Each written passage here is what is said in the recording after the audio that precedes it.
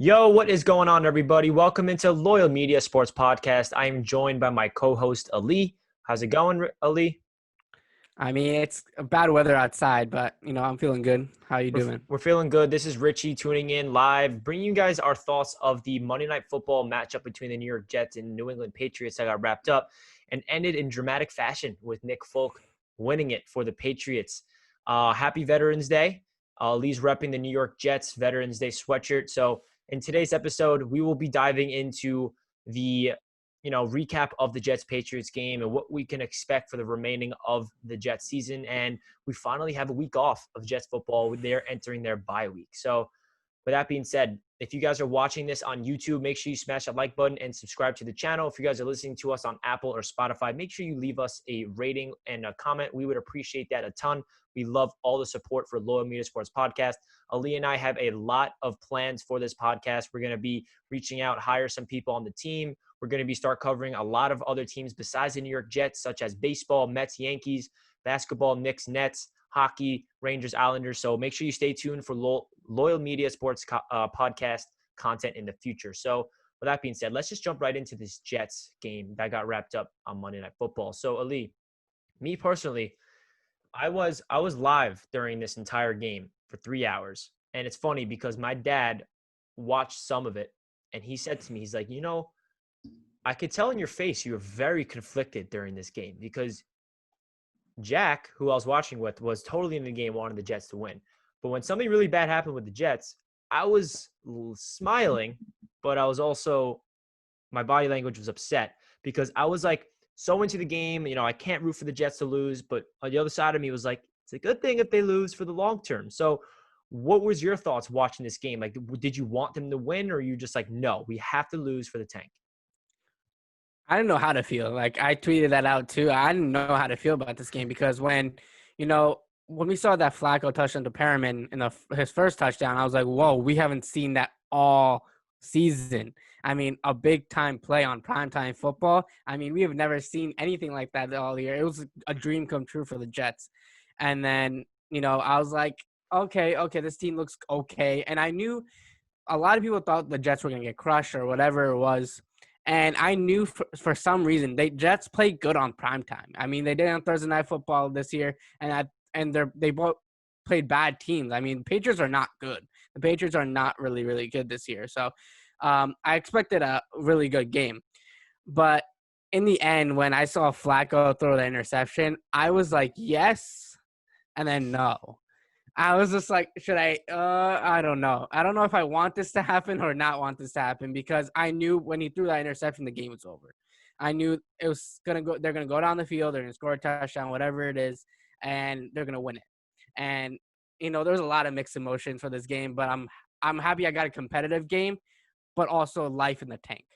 Yeah, exactly.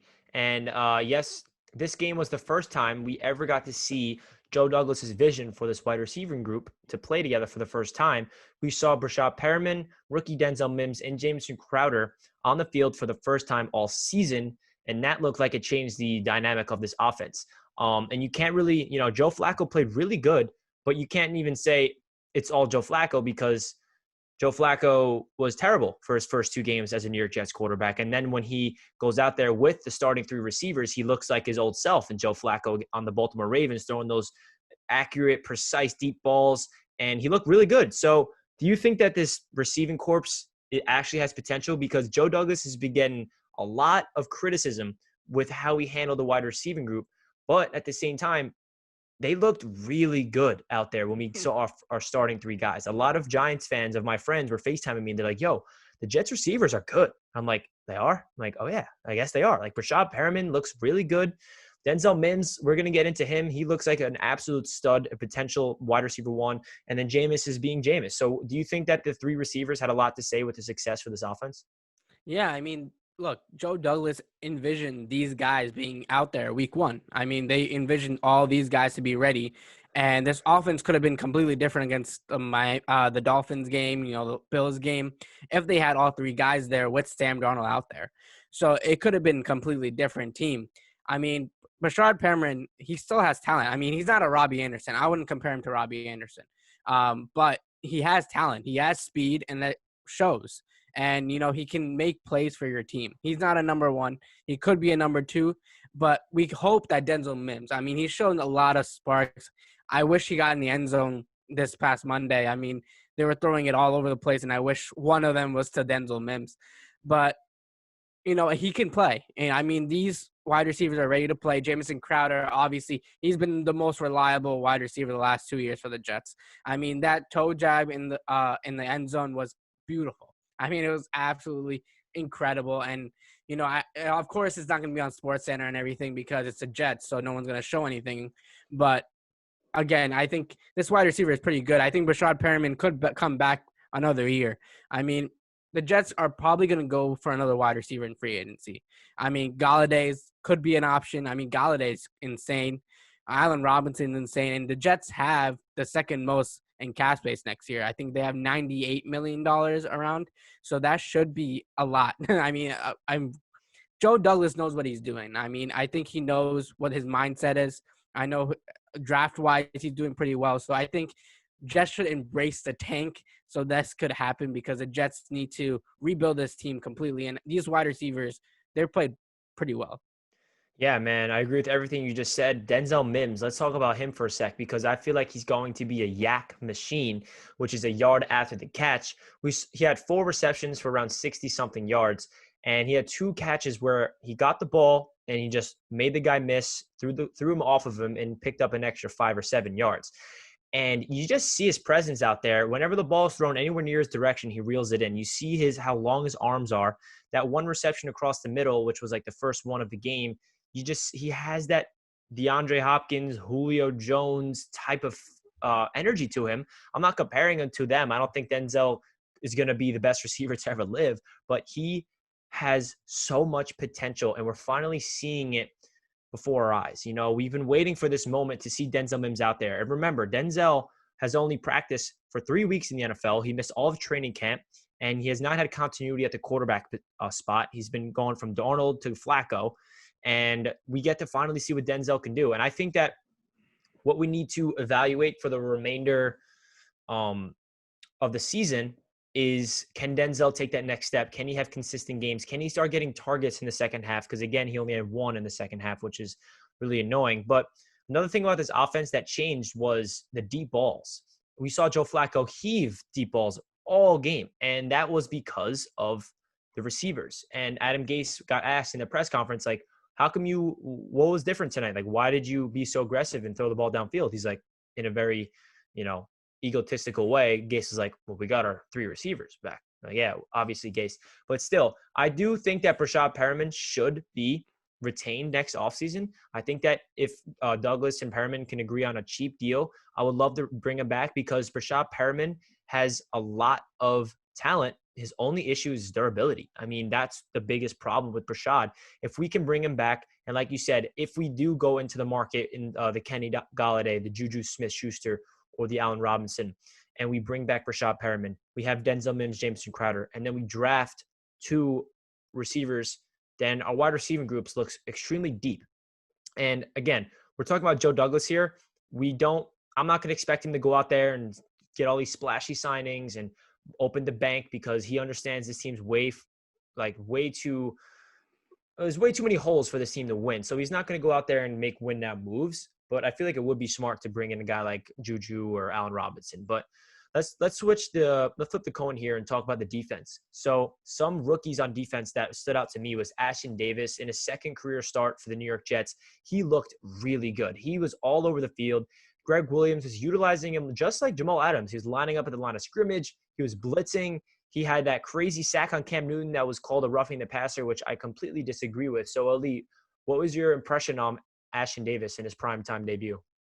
I mean, he looked good. I mean, people were judging him very harshly in the past, his first 2 games, where he struggled. He struggled a lot, and it was seen. But on Monday Night Football, people were like, oh, he finally showed up. And, I mean, he's going to be a good ball player for the Jets. It's simple. I mean, he's a guy that's ready to work. He's ready to grind, and he's learning. And, that's what he had to do his entire career. I mean, from being an athlete, not even playing football, and being transferred around in schools and just coming and playing football and being drafted so high in the NFL draft is huge for a guy like him. And he's dealt with adversity. He's dealt with everything. And I think he showed on Monday Night Football, and a lot of people took notice. Not even Jet fans, a lot of other teams took notice that Ashton Davis is a ball player. And, I think he has a lot to learn, but it's a good step in the right direction. And we got to see a little bit of Bryce Hall as well. It's fun to see the rookies come out because that's what the Jets team needs. This is the season we got to see what we got in this rookie class. And so far, the rookie class looks pretty good of Joe Douglas. Yeah, man. And last night I went live on YouTube and I brought up this point that there is 12 rookies on the active roster. Think of that. I mean, that is pretty insane. And for Joe Douglas to really put an imprint on this team, he wants to build through the draft and he wants to give his rookies as much playing time as possible. And if we want to go back to the offense real quick, LaMichael Pirine only getting 6 carries just infuriates me because if you want your rookies to develop, you got to give them the ball. I mean, you cannot evaluate a rookie running back giving him 6 to 8 carries a game. A running back, you can't get into rhythm. You can't feel the game.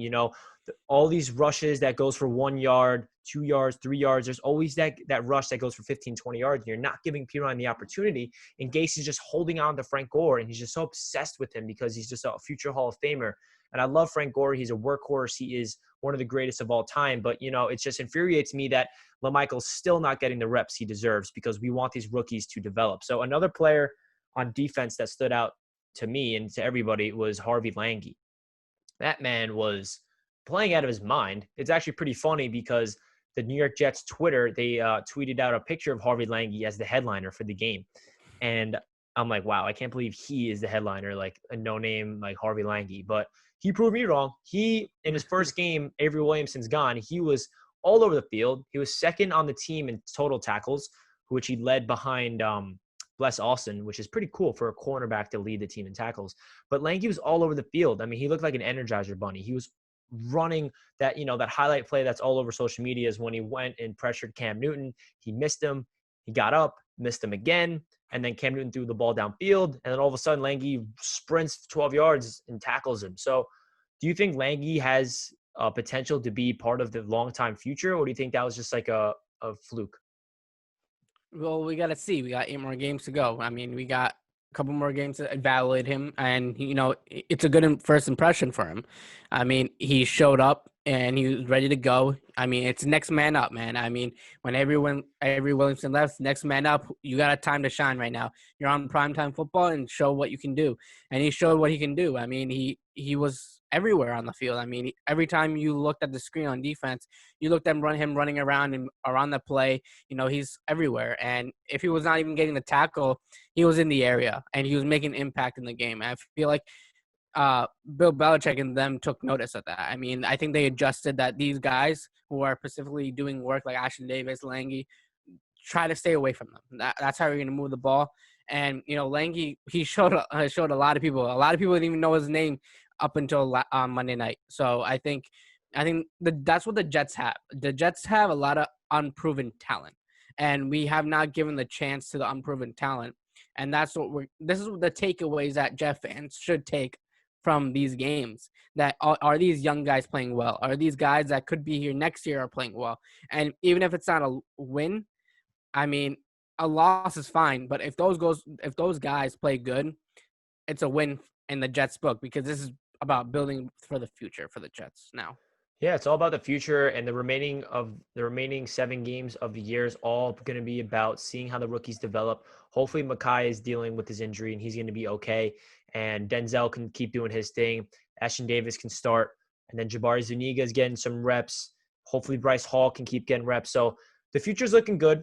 And for Jets fans that's listening, the only thing we can do now is just hope that these rookies develop and Joe Douglas can hit on the next 2 drafts because that's going to determine the future of this franchise is if Joe Douglas can do what he wants to do and build through the draft, and that's going to take time. So that does it for this episode of Loyal Media Sports Podcast. Me and Ali just want to hop on and bring you guys our quick little recap to the Monday night game.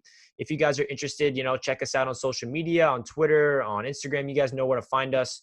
And that does it for this week's episode. Stay tuned for more and enjoy a week off from the New York Jets. Good night. Have a nice night. Peace out, guys.